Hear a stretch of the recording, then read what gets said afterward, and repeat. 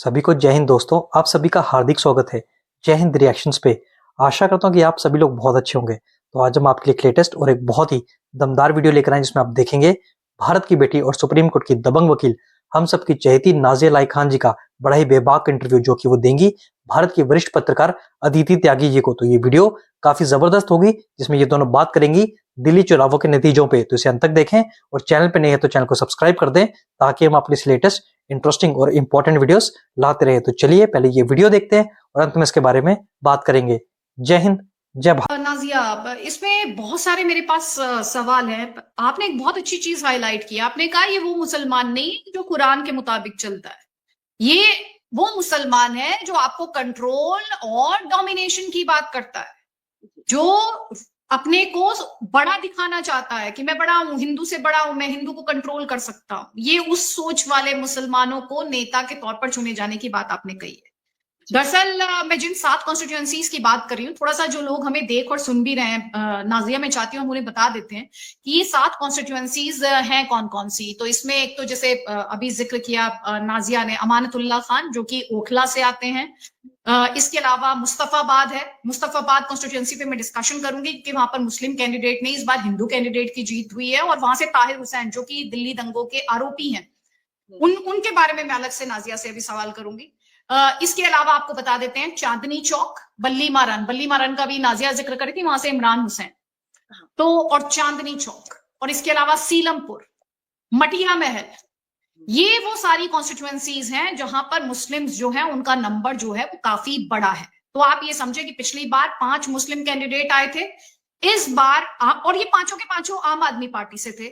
इस बार 4 मुस्लिम कैंडिडेट आए हैं। एक सीट पर आम आदमी पार्टी को हार दरअसल इसलिए झेलनी पड़ गई, जो कि मुस्तफाबाद सीट है, जिसके बारे में मैं नाजिया से बात भी करना चाह रही थी। वहां पर असदुद्दीन ओवैसी ने दिल्ली दंगों के आरोपी ताहिर को मैदान में उतार दिया। और यहाँ पे नाजिया मैं बताना चाहती हूँ, मैं गई वहां पर, और मेरे ये जो लोग हमें देख रहे हैं वो जाकर सोशल मीडिया पर वो क्लिप्स है बाकायदा।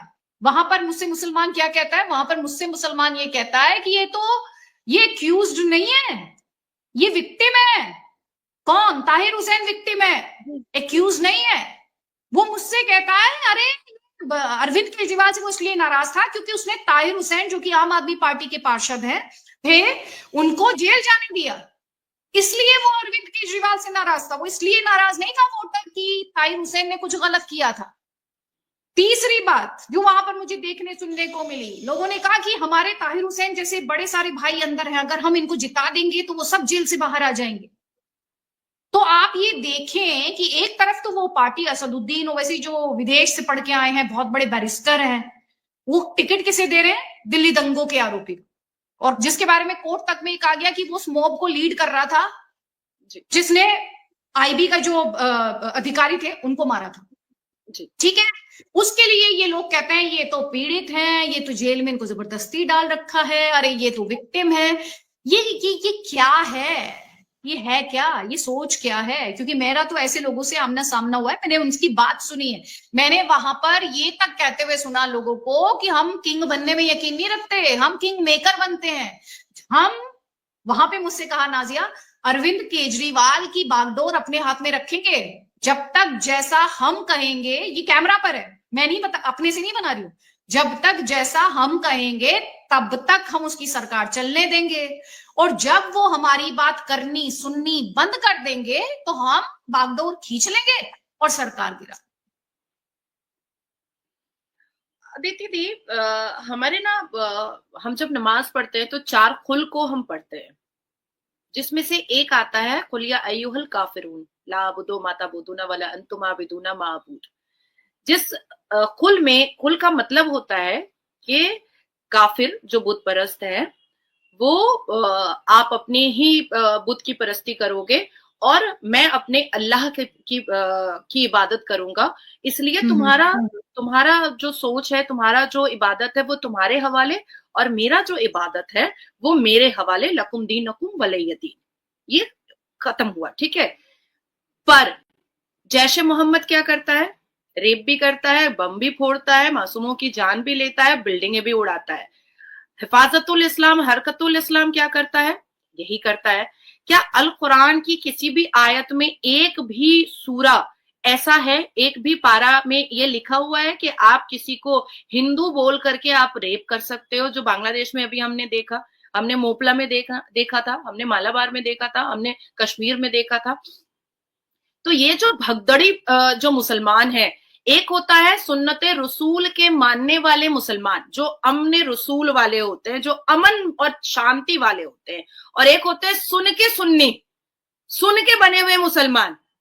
तो इनके नजर में ये जो जैसे कोई इमाम मस्जिद में रेप करता है और वो अरेस्ट हो जाता है, और वो जब वो अरेस्ट होता है ना, तो इनको ये नहीं लगता है कि भाई वो तो बलात्कार किया था मस्जिद अल्लाह के घर के अंदर, इसलिए उसको अरेस्ट किया गया है।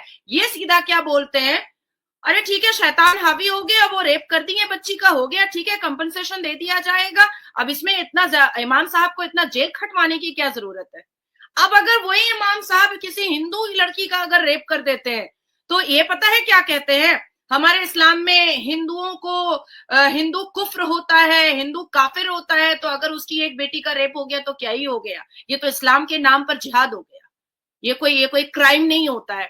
तो इनके एक्सक्यूजेस ऐसे रखे रहते हैं, ये अपनी क्रिमिनल एक्टिविटीज में इस्लाम के जस्टिफिकेशन पर विक्टिम कार्ड खेलना कैसे आना चाहिए, इनकी यही ट्रेनिंग इनकी मदरसे में इनको सिखाई जाती है। ये अल कुरान में नहीं सिखाया जाता है।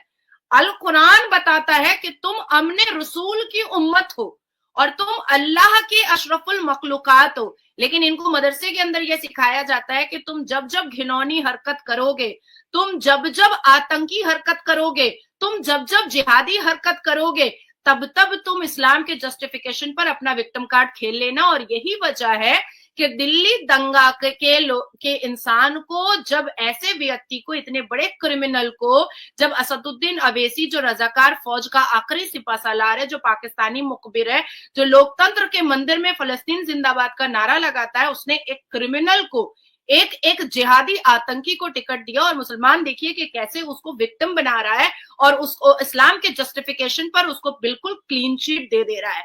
अब आती है दूसरी बात, मैं दिल्ली में थी तो मुझे पता चला कि असदुद्दीन अवैसी की एक मीटिंग हो रही है, जिसमें तो मैं किसी को पहचानती थी, उसकी बैल्कनी में खड़े होकर के असदुद्दीन अवैसी की मैंने पूरी मीटिंग सुनी, जिसमें वो अरविंद केजरीवाल को, अमानतुल्लाह को इतनी मां बहन की गालियां परोस रहा था, मतलब उसने कुत्ता वुत्ता सब बोल दिया था, बकरी की तरह मेमियाता है, कुत्ते की तरह भौंकता है, एक बाप का है तो जीत कर दिखाएगा। उसके बाद फिर दूसरे दिन पता चला कि अमानतुल्लाह ने भी एक पब्लिक मीटिंग बुलाई और असदुद्दीन अवैसी का पूरा पजामा खोल दिया गाली दे करके। अब आप सोचिए कि दोनों शरिया के लिए मरे जा रहे हैं, दोनों इस्लाम के जस्टिफिकेशन पर क्रिमिनल और जिहादियों को टिकट दे रहे हैं, वो जो था वो दिल्ली दंगे का आरोपी था, और ये जो था ये बांग्लादेशी घुसपैठियों को घुसाने के आरोप में, और एक कबाड़ी वाले के लिए केस को लेकर के अमानतुल्लाह जेल खट चुका है, और दोनों एक दूसरे मुसलमान एक दूसरे को गाली दे रहा था।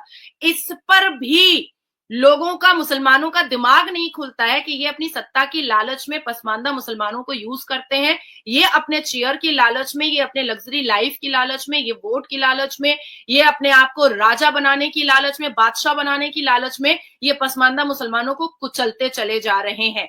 अब आती है तीसरी बात, क्या आज तक अदिति दी, क्या आज तक इन्होंने बुरहान वानी को कहा है कि वो आतंकी था? क्या आज तक इन्होंने कहा है कि यासीन मलिक जो है वो आतंकी है, दंगई है? क्या आज तक इन्होंने कहा है कि याकूब मेमन जो है उससे बुरा आदमी कोई नहीं हो सकता है? नहीं कहा है, नहीं कहा है। ये तो शहादत देने लगते हैं, ये तो और अभी हालिया में हमने देखा था हिजबुल्लाह मरा था कहाँ, किसी और देश में, और कश्मीर में उसके लिए मातम होने लगा था।